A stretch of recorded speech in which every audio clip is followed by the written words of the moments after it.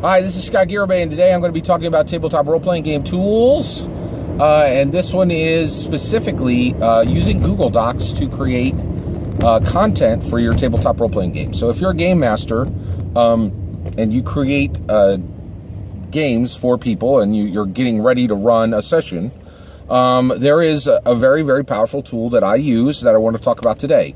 I highly recommend this tool because there are a lot of benefits and there are a lot of advantages and there are very few disadvantages. Okay, so Google Docs is incredibly, not Google Docs, Google Presentation. So Google Presentation is a free tool. It's within the suite of Google tools. Now I use the Google tools, the Google Docs, Google Spreadsheets, Google Presentation constantly, absolutely constantly. And the reason why is they have these killer features, right? One, they're free, which means that once you create something, anyone with any device that can connect to the internet can get access to that content. That means any Apple computer, any Windows computer, any Linux computer, anything that can hit the net can read a Google Doc. In addition to that, any iPhone, any Samsung Android, any Android phone, all those. I mean, pretty much like you can read a Google Doc on a Nintendo 3DS. It's ridiculous, right? So when I say open, I'm talking open. It is really open and accessible. That's a big deal. To me, I want to be able to access it no matter what machine I'm in front of, right? So old school, just so you're aware, a lot of people don't work this way, but I've definitely started to work this way.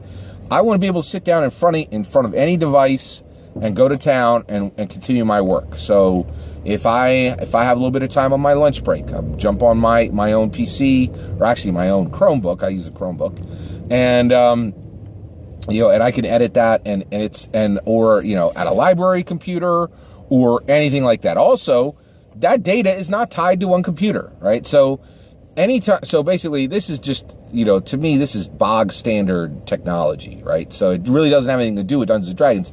It has to do with, if you're still creating content where you're like, oh, I'm at home, I better sit down at my desk and make my little, make my game on my one desk. One, you're really limiting the time you have to work on that and the places you can work on that. And that is significantly limited, right? And you're limiting the people who can access it. So in addition to that, when I'm creating something on the Google Docs, once I've created it, it can be shared, or actually it can be even shared even during the creation, right? So its ability to share is just crazily high, okay? In addition, Google Docs is completely free, okay? So what do I do with Google Docs? So what I do is basically it doesn't matter what game you're playing. Usually the pillars are the same. You have non-player characters, and you have locations, you have items, okay? So one of the things that I do is I have factions or fronts within my games, right? So right now I'm getting ready for a Star Wars Rogue Squadron game, okay? Now the fronts in that are the rebels, okay? And the Imperials, and then also scum and villainy. Actually, independents. That's a better way of putting it. So bounty hunters and the like. Okay, so you have three primary factions.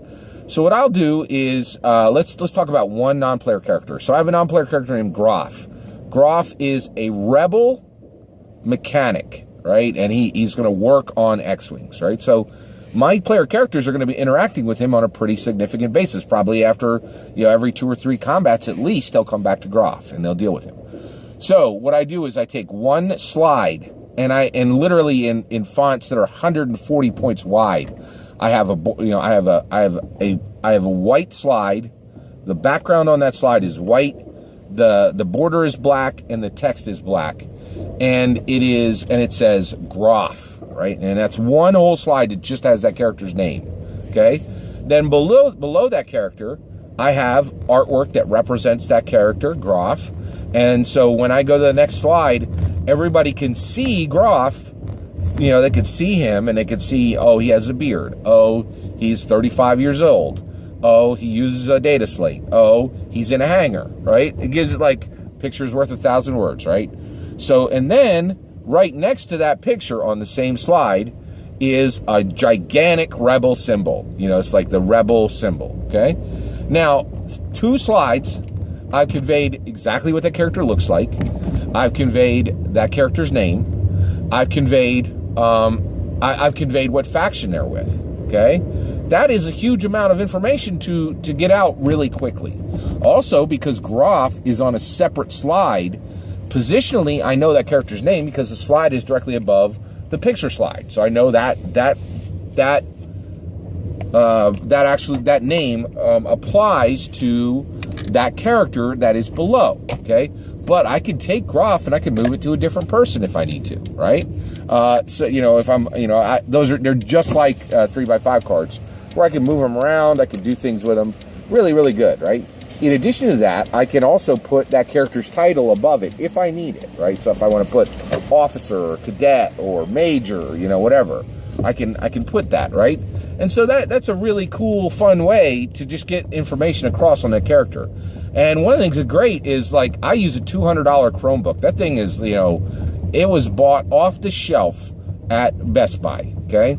And very, very cheap computer with now I try to get as much RAM as I can. I think I have about 4 gigs of RAM. And that thing does it.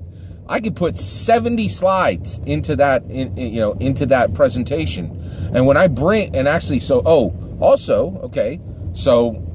let's say I've created this entire, slideshow with all of my Imperial characters, all my Rebellion characters, all the ships I'm going to use, and they're all, just slided up just like this, very fast, very easy, and completely free, right? Really, that's the key. Now, all right, the game is on Friday, okay? I'm going to have it at my house. Now, I'm very blessed. I have a nice big screen.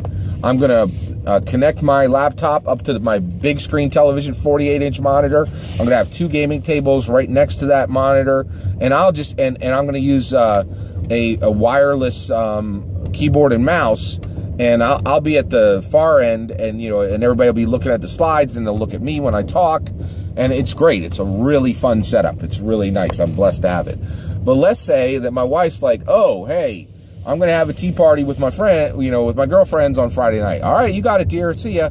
All right, so at that point, I say, okay, everybody, we are at the game shop on Friday night. We can't play at our normal space, right? Well, all I do at that point is I just pick up one of my monitors, one of my, 19 or 23-inch physical monitors, right? I take that, and I use VGA, so I even have a converter that'll go into the HDMI on my Chromebook, right? I take that monitor, I take a power strip, I take the power cord, I bring my laptop and a mouse and a mouse pad, and I am ready to rock, right? That's it. I'm good to go. Right now, I'm running Fade Accelerated. Fade Accelerated, is a PDF. It's right on there. I can bring it up. There's all the rules. Rock and roll, right? And all I need is D4s. So I'm also bringing, like a Pokemon tin full of D6s. D6s, and that's it. Like, it's very light, and it can be done anywhere. That is because of Google Docs, and it is really, really awesome. And also, just so you're aware, I usually have Wi-Fi, or I can set up Wi-Fi on my phone. But even if I don't, you can take that Google Docs slide and actually put it on, you can actually download it, so you don't even need Wi-Fi to run that. It is awesome. Really, really cool setup. Super free, super open, super fast. It's the best. Take care. Bye-bye.